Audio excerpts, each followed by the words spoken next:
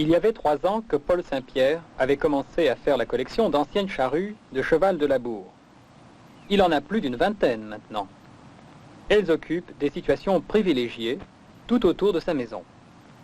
1979 est aussi l'année du championnat international de labour à la charrue sous l'égide du comté de Kent.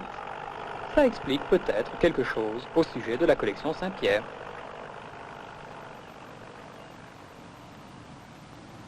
À présent, la communauté agricole de Pincourt fourmille de tracteurs et de machines qu'on prépare pour les semailles du printemps. Le recours aux engrais industriels devient la norme des méthodes de culture modernes. On en répand des milliers de tonnes tous les ans pour assurer un meilleur rendement et des récoltes plus robustes. Les plantations de rapport, telles que celles du soya, du maïs de table ou de grain, du blé ou des tomates, sont de loin les plus courantes. L'industrie de la betterave à sucre est aujourd'hui révolue. Depuis l'apparition d'un équipement agricole plus perfectionné, la main-d'œuvre journalière a sensiblement diminué. Au temps des chevaux, il fallait de longues journées pour préparer un champ. Aujourd'hui, grâce à des tracteurs géants qui manœuvrent plusieurs machines à la fois, ce n'est plus qu'une question d'heures. Les engrais liquides ont remplacé le fumier. Les pesticides et les herbicides qu'on introduit dans le sol en même temps que la graine ont pratiquement mis fin au besoin de sarcler les champs.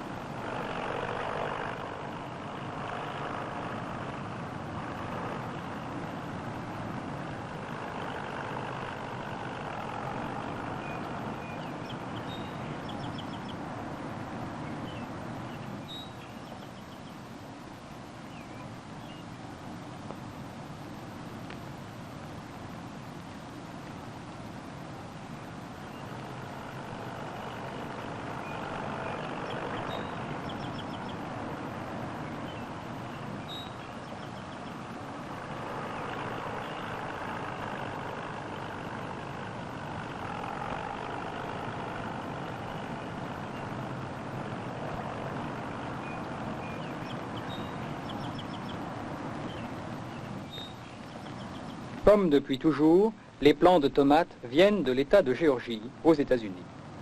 Le repiquage se fait toujours de la même façon. C'est la tâche de la fermière et de ses enfants. Cependant, la plantation directe, à partir de la graine, a connu un certain succès, surtout dans la région de Dover Township. La recherche continue à poursuivre la tomate idéale.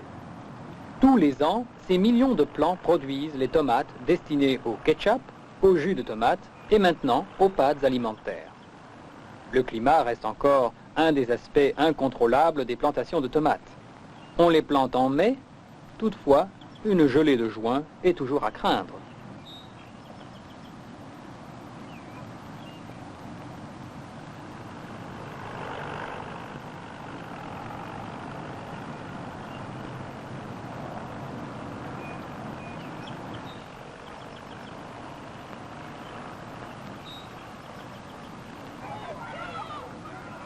Les 2 étages de l'école élémentaire Sainte-Catherine ont fait place à un bâtiment moderne sans étage. On y trouve quelques-uns de ces aménagements modernes, la climatisation de l'air, un gymnase, exigences nouvelles de l'éducation. Ce n'est plus une école bilingue. Elle a été reclassée parmi les écoles de langue française et elle fait partie du système des écoles catholiques du comté de Kent. Les élèves, loin d'être forcés à tout apprendre par cœur comme à l'ancienne, sont davantage intégrés au processus de l'éducation permanente. En voici un exemple. Pour célébrer Heritage Day, la journée du patrimoine, les élèves renouent avec le passé du village et ils apportent des antiquités à l'école afin de les étudier ensemble. Ils s'émerveillent devant les secrets d'une planche à frotter et ne voit pas tout de suite son rapport aux machines à laver automatiques et à leur cycle de fonction. La technique change si rapidement que les appareils et les instruments ménagers d'il y a 20 ans sont dorénavant rangés parmi les antiquités ou les souvenirs de temps plus durs. 1979 est aussi l'année internationale de l'enfant. Les Nations Unies ont déclaré que les enfants du monde sont aussi des personnes humaines et qu'on leur doit le même respect qu'aux autres êtres humains. Les élèves de l'école Sainte-Catherine ont réalisé des expositions à l'occasion de cette année qui leur est consacrée.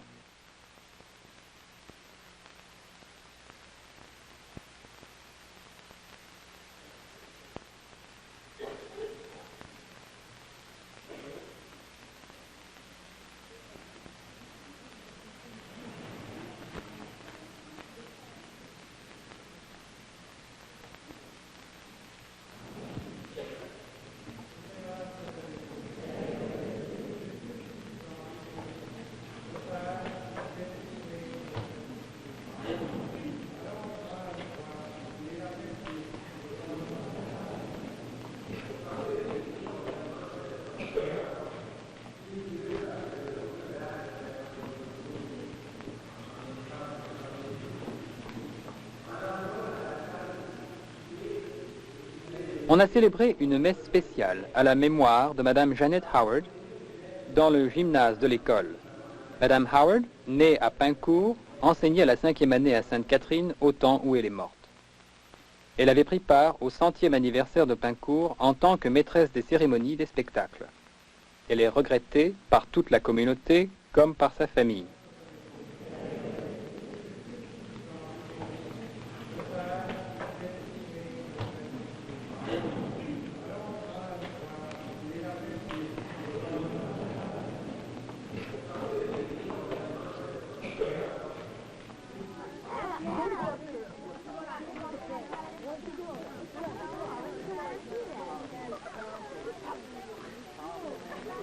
Les portes de l'école sont ouvertes aux parents et à leurs amis pour leur donner l'occasion d'admirer les expositions de l'année internationale de l'enfant.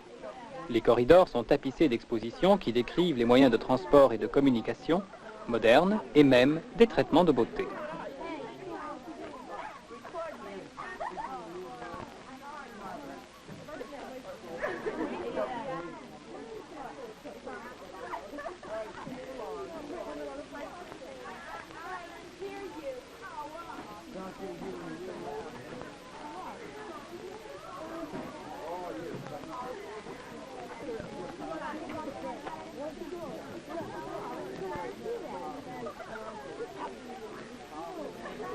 Ce sont les enfants de l'école qui ont remis à l'honneur les fêtes de la Saint-Jean-Baptiste. Les générations plus âgées avaient cessé de s'intéresser à cette célébration, jadis très importante dans la vie canadienne-française. À cette occasion, les élèves ont décoré leurs vélos et leurs chariots. On a élu un roi et une reine pour la parade qui va défiler autour du village. Bien entendu, l'honneur suprême revient au jeune homme qui est choisi pour représenter Saint-Jean-Baptiste. Il a l'air tout à fait bien, tout à fait authentique, avec son agneau et sa houlette. Il suffit d'oublier qu'il se trouve dans la benne d'une camionnette. Le principal de l'école, M. Antonio Guénet, affirme que cette cérémonie fait revivre leur passé canadien-français aux élèves. Une expérience dont ils ont raison d'être fiers.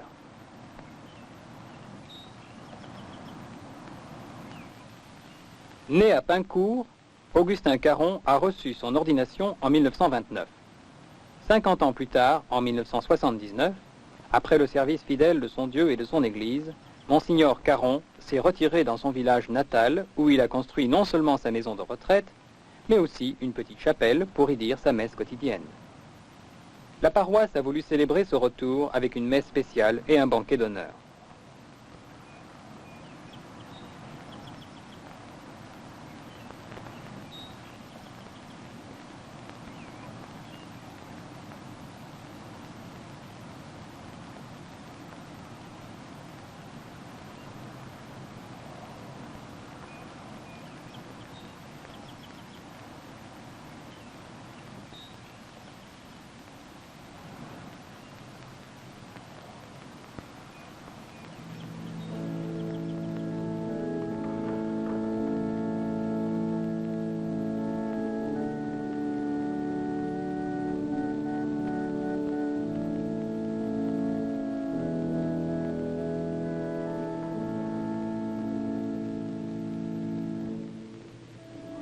La messe est concélébrée par Monseigneur John Sherlock, évêque de London, et par plusieurs curés de la région. Au cours de son sermon, Monseigneur Sherlock a rendu hommage à ce citoyen de Pincourt pour son dévouement à la cause de l'Église et de ses paroissiens. L'église de l'Immaculée Conception était pleine de parents, d'amis et de paroissiens de Monseigneur Caron. C'est la famille Caron qui s'est chargée de la décoration florale.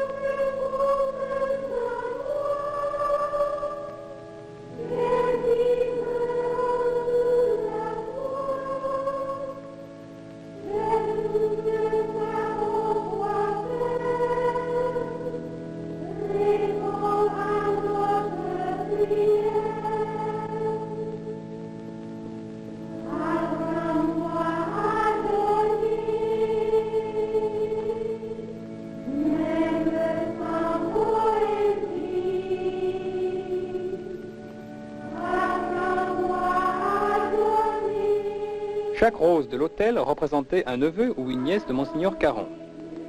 Monseigneur Caron a donné la communion aux membres de sa famille qui occupaient plusieurs rangées de bancs au devant de l'autel.